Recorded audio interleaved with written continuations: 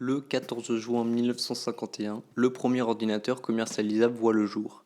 Conçu aux États-Unis par Eckert et Mauchly, il a été baptisé l'Univac. Il s'étendait sur 35 mètres carrés et pesait pas moins de 13 tonnes. Au total, 56 exemplaires furent vendus à la modique somme de 750 000 $. Il pouvait réaliser seulement 8333 additions par seconde ou 555 multiplications.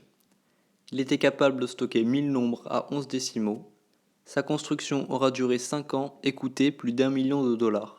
Il a été conçu entre autres pour les affaires et l'administration. L'Univac a été utilisé pour prédire l'élection présidentielle de 1952, qui opposait le républicain Eisenhower face au démocrate Stevenson. Les sondages annonçaient Stevenson en tête, tandis qu'Univac annonçait l'opposé. Voyant ces résultats, les commentateurs ne les divulguent pas, jusqu'à ce qu'ils s'aperçoivent que le programme informatique avait vu juste. Eisenhower fut élu avec 52,2% des voix. Suite à cela, je me suis demandé, comment a-t-il fait? Les sondages n'étaient-ils pas au point? A-t-il eu de la chance?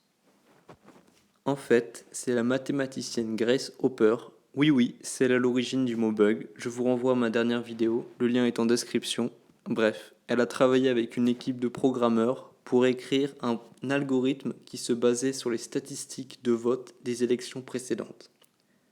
Je vais vous expliquer plus en détail, accrochez-vous bien. Le programme réalisait des prédictions suite au premier dépouillement. Il se basait sur la différence entre le décompte des votes et le vote prévu à certains endroits, d'après un modèle statistique des élections précédentes. En appliquant cet écart à ceux qui n'avaient pas encore voté, l'ordinateur a su prédire cette élection. Voilà, cette vidéo est à présent terminée. La semaine prochaine, nous allons parler d'une calculatrice aussi puissante qu'un ordinateur de la NASA. N'hésitez pas à mettre un like pour le référencement et à vous abonner pour ne rien rater. C'était Arthurus, ciao.